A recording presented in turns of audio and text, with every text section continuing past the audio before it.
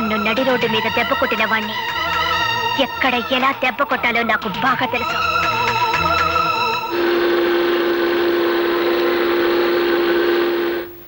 అమ్మో,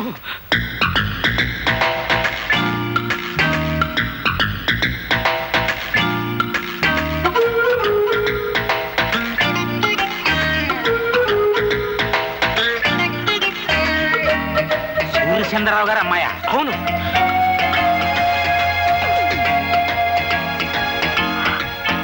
మీరందరూ పెద్దవారు, నన్ను క్షమించండి. నాకు తెలుసు మీరు నన్ను క్షమించలేరు.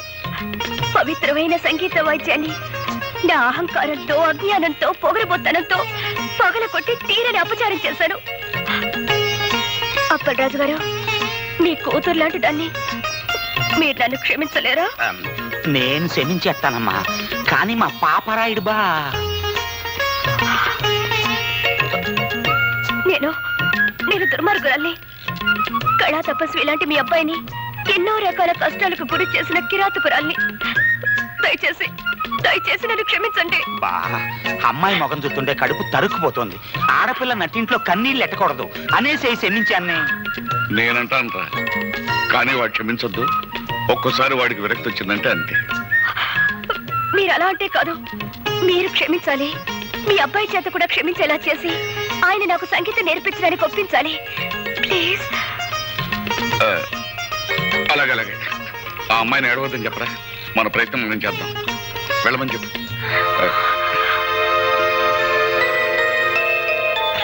ధైర్యంగా వెళ్ళరా అమ్మా.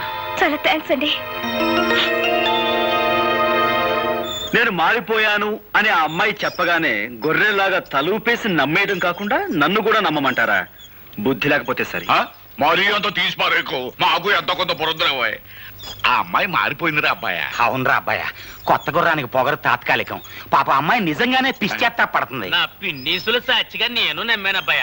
ఒరేయ్, వేప చెట్టుకు మామిడికాయలు కాయవు, మామిడి చెట్టుకు తాటికాయలు కాయవు అనేది ఎంత నిజమో, డబ్బుతో అహంకారం కూడా మారదు అనేది అంతే నిజం. అది కాదు. దయచేసి ఈ విషయం ఇంకెవరైనా చెప్పకండి. బాబు, నేనెవరినో తెలుసా? తెలుసమ్మా, సూర్యచంద్ర గారి తల్లి గారు.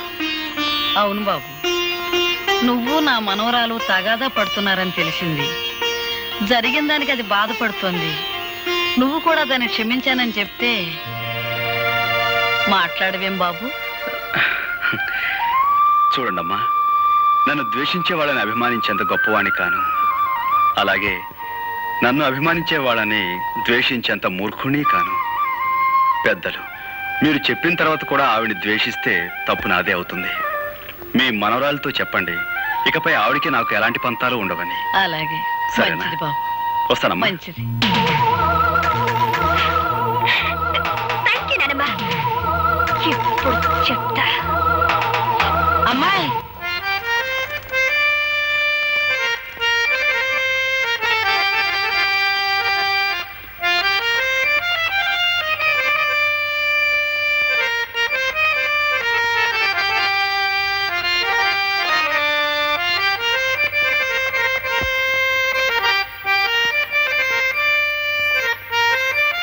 ఈ వాతావరణం చూస్తుంటే త్రికరణ శుద్ధిగా మీరు నన్ను మన్నించారన్న తృప్తి నాకు కలుగుతోంది. అహంకారంతో కాకుండా మనస్ఫూర్తిగా నీకు సంగీతం నేర్చుకోవాలనే ఉద్దేశం ఉందని నన్ను నమ్మించావు. చాలా సంతోషం. ఇక మొదలు పెడదాం. నాతో చిన్న కోరిక, కాదనకూడదు. చెప్పు.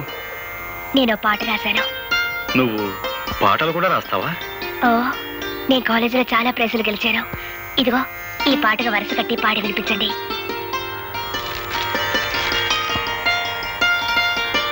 ఏమిటలా చూస్తున్నారు? బాగోలేదా? చాలా బాగుంది.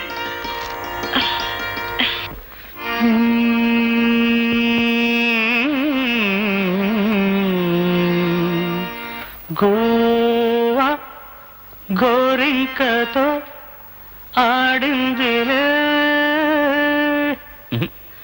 ఆడిందిలే బొమ్మలాట, నిండు నా గుండెలో మ్రోగిందిలే వీణ పాట, ఆడుకోవాలి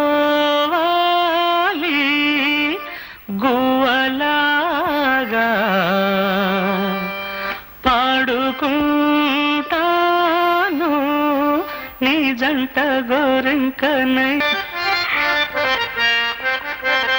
రా రాధా, లోపలికి వెళ్ళి ప్రాక్టీస్ చేద్దాం.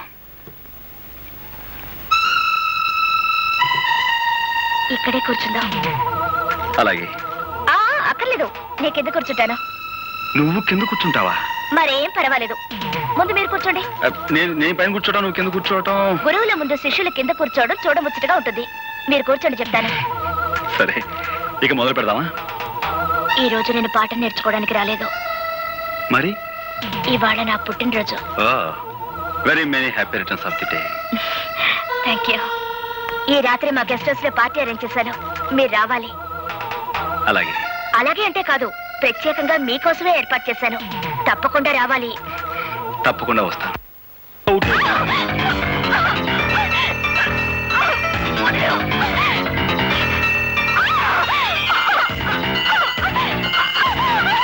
కోపి వచ్చిన తర్వాత నటించమంటే ఇప్పుడే నా వెంట పడతావేంటి? వదిలేవు.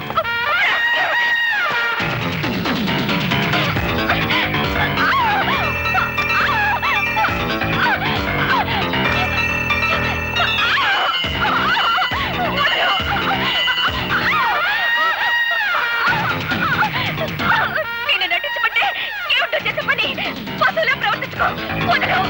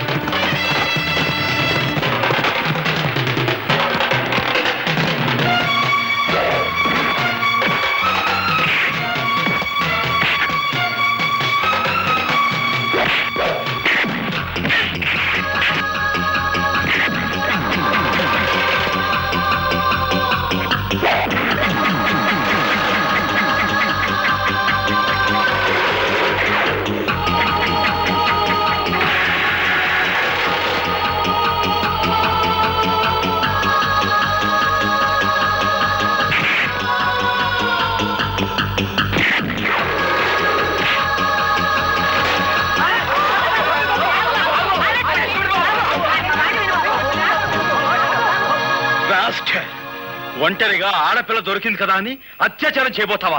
నీలాంటి వాడిని. ఓలమ్మో ఓలు దేవుడు, ఇదేట న్యాయం? అక్కల్లారా అన్నల్లారా, ఆ పిల్లని ఆడు రేపు చేస్తుంటే నేను అడుకోపోతే అటు తిరిగి ఇటు తిరిగి కిందట్టి మీదట్టి ఆ నేలని పోలీసుడు మీద నెట్టి అసుతున్నాడా?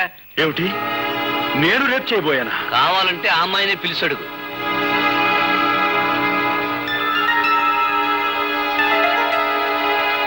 రాధా, ఏమిటి ఆలోచిస్తున్నావు? జరిగింది ఏమిటో చెప్పు.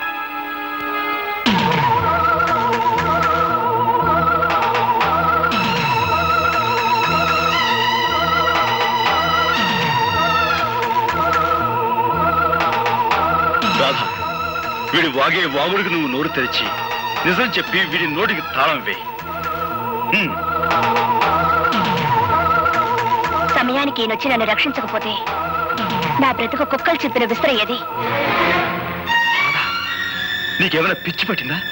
పిచ్చి నాకు కాదు, నీకే పిచ్చి. మద పిచ్చి. శిష్యురాలిని కూడా చూడకుండా నా జీవితాన్ని పాడు చేయాలని చూస్తావా?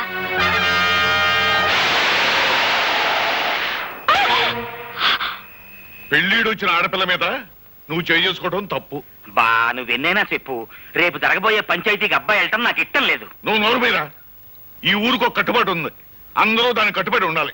నానా దయచేసి ఈ విషయంలో ఎవరూ తలదూర్చొద్దు. అది మనిషి కాదు, రాక్షసి. అందుకే కుట్టాను. ఎందుకు నువ్వు అనేదేమిట్రా? పంచాయతీకి వచ్చి నేను క్షమాపణ చెప్పాల్సిన అవసరం నాకు లేదు అంటాను. సరే, నువ్వు వెళ్ళకపోతే నీ బదులు నేను వెళ్ళి పంచాయతీ ముందు నిలబడతాను రా. అమాయకమైన ఈ గ్రామ ప్రజానీకానికి ఈ ఆముదారాశ్రయ దండాలు దండాలు. ఇంత ఘోరంగా దారుణంగా జరిగిపోన సంఘటన మొత్తం ప్రజానీకానికంతా తెలుసు. కానీ నా మీద లేనిపోని నేరాలు మోపాలని పెద్ద డ్రామా యాక్టింగ్ చేసేస్తున్నాడు ఈ హార్మోనియం పెట్టిగాడు. జరిగిన ఈ సండాలపు విషయాన్ని పోలీస్ కేసుగా నమోదు చేసేసి ఈ డుక్కు నాయాల్ని ఏ కీలు కా కీలు, ఏ జాయింట్ కా జాయింట్ తీసేయగలం. కానీ మీకేమాని కొన్ని కట్టుబాట్లున్నాయని, ఎవళ్ళు తగులు ఆళ్లే సెటిల్మెంట్ చేసేసుకుంటారని నాకు అండర్స్టాండింగ్ అయిపోనాది. కనుక వద్దు వద్దని అబ్బాయి ఎంత మొత్తుకుంటున్నాయనకుండా నువ్వే తీసుకొచ్చావు ఈ పంచాయతీకి.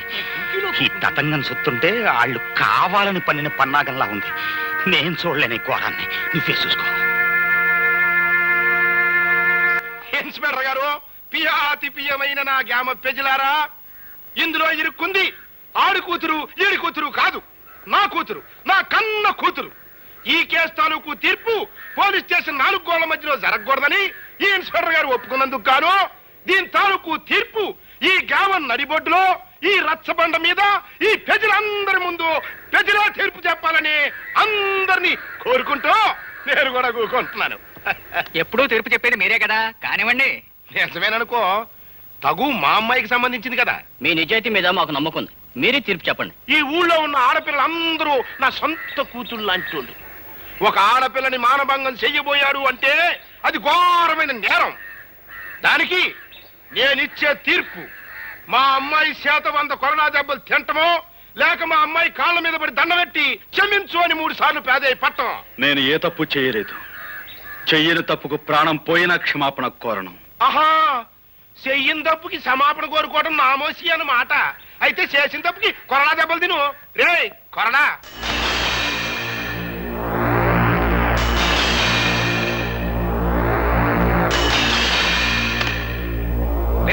అది కట్టేట్రా.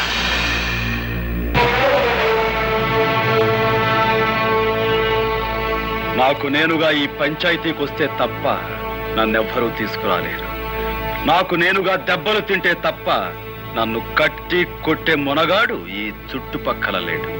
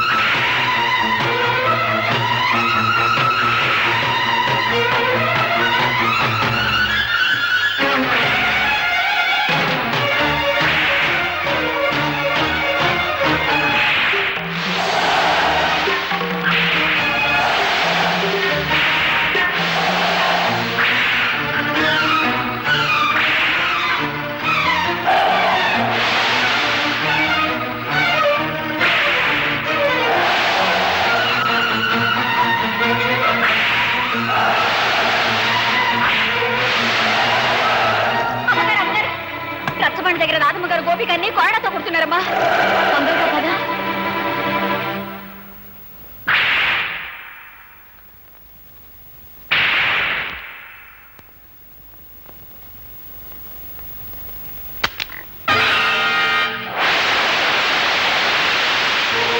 నీ ఆవేశం తగ్గిందా? నీ పగ చల్లారిందా? అన్యాయంగా నన్ను 100 కొరడా దెబ్బలు కొట్టి నలుగురిలో నువ్వు అవమానించిన నీకు 100 ఏళ్లకు సరిపడే శిక్ష వేస్తాను.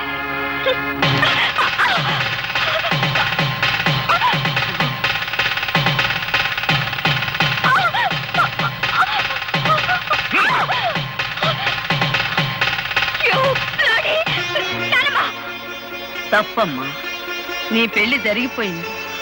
జరగవలసిన వాడితోనే జరిగింది. బలవంతంగా తాళి తెంచుకునే వాళ్ళ మూర్ఖత్వాన్ని చూసి ఎవ్వరూ జాలిపడరు. నేను చెప్పేది శ్రద్ధగా విను. ఆ తర్వాత మెళ్ళో తాళి ఉంచుకుంటావో తెంచుకుంటావో నీ ఇష్టం. నువ్వు నిలబడ్డ ఈ చోటు, ఈ బంగ్లా, ఈ కార్లు, ఈ హోదా, వీటన్నిటికీ హక్కుదారి ఎవరో తెలుసా? నీ మెళ్ళో బలవంతంగా తాళి కట్టాడే అతను, ఆ గోపి. నువ్వు అనుకుంటున్నట్టు మీ నాన్న పుట్టుకతోనే ధనవంతుడు కాదు సరికదా, కనీసం మధ్యతరగతి కుటుంబీకుడు కూడా కాదు. ఒకప్పుడు వాడు సత్యమైన పాలు పంచదారతో చేసిన Tadepalligudem cooperative society palkova. Palkova palkova government వారిచే అనుమతి పొందిన కేసీ చారిటీ లాటరీ ఫండ్ ఈ నెల 16వ తారీఖు డ్రా కలుపుతారు బరంపూర్ లో. ఏ ఊరు వారైనా, ఏ పల్లె వారైనా, ఏ జిల్లా వారైనా, ఏ రాష్ట్రం వారైనా తమ పేరుతో కానీ, తమ పాపాయిల పేరుతో కానీ, ఇష్టదైవం పేరుతో కానీ, కట్టుకున్న దాని పేరుతో కానీ, ఉంచుకున్న దాని పేరుతో కానీ ₹1 పెట్టి ఒక్క టికెట్ కొనండి సార్. ₹1కే 10 లక్షలు పొందండి సార్. త్వరగా కలిసి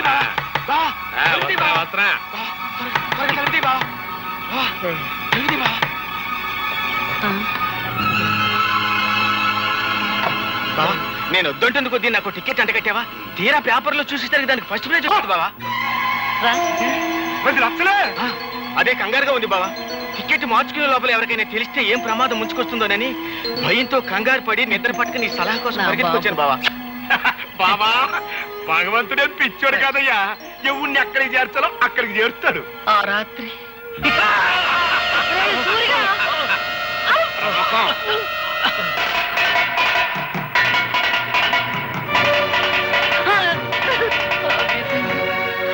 నా కూతురు బిడ్డను నిర్దాక్షిణ్యంగా విధికి వదిలేయాల్సి వచ్చింది. ఆ లాటరీ టికెట్ మార్చుకుని మీ నాన్న లక్షాధికారి అయ్యాడు. ఇదిగో బాబు. ఇది ఉంచండి. ఎందుకు బాబు? మళ్ళీ నా చేతికి డబ్బందిన తర్వాత విడిపించి తీసుకెళ్తానమ్మా. తాకట్ట? అదేమిటి బాబు? లేదమ్మా, నా తృప్తి కోసం. వస్తానమ్మా. మంచిది బాబు.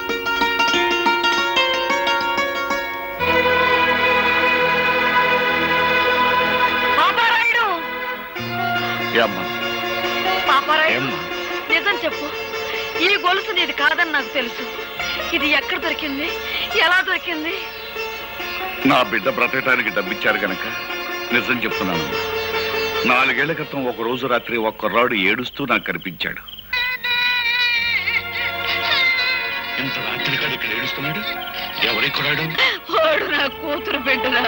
ప్రేమతో అన్ని కనుక ఇంటికి తీసుకొచ్చావా, నీ అల్లుణ్ణి సంపి మొసలికేసినట్టు ఆన్ని కూడా వేసేస్తా. జాగ్రత్త. ఆడు పరమ కషాయ మడిసిలా ఉన్నాడు. ఓ పని చేద్దాం, అబ్బాయిని మనమే పెంచుకుందాం. నువ్వు అన్నదే కరెక్ట్. వెళ్దాం పదా. చెప్తా పదా. అతను చెప్పిన దాన్ని బట్టి నా మనవడు బ్రతికున్నాడన్న సంగతి నేను తెలుసుకున్నాను. ఆ తర్వాత ఇంకొక సంగతి కూడా తెలిసింది. మన ఇంట్లో పని మనిషితో మీ నాన్న సంబంధం పెట్టుకున్నాడని, ఆవిడ ఒక బిడ్డని కని ఆసుపత్రిలో ఉందని నాకు తెలిసింది. మీ కుటుంబానికి, మీ హోదాకి నేను తగనని తెలుసమ్మా. కానీ నేను చేసిన తప్పుకు నా కన్న బిడ్డను అనాథం చేయకండమ్మా. ఈ బిడ్డ బాధ్యత మీ చేతుల్లో పెట్టి వెళ్ళిపోతున్నానమ్మా. పని మనిషి వదిలిపెట్టి వెళ్ళిన ఆడపిల్ల మరెవరో కాదమ్మా, నువ్వే.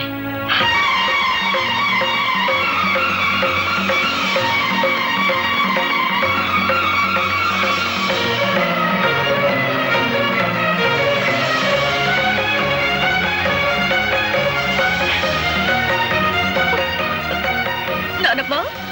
అవునమ్మా, నువ్వే. ఎప్పుడు చెప్పు? దైవ నిర్ణయం వల్ల నీ బావ నీ మెళ్ళో బలవంతంగా కట్టిన ఈ తాళిబొట్టు ఉంచుకుంటావో తెంచుకుంటావో నువ్వే నిర్ణయించు. మీ నాన్న అర్జెంటుగా నీకు పెళ్లి చేయాలని ఏర్పాట్లు చేస్తున్నాడు. వాడికి తెలియకూడదని నిన్ను ఈ ఇంటికి తీసుకొచ్చి ఈ సంగతి చెప్పాను. సరైన సమయంలో సరైన నిర్ణయం తీసుకోకపోతే మిగిలిన బ్రతుకులో ఏదీ సరిగ్గా ఉండదమ్మా. ఆలోచించుకో.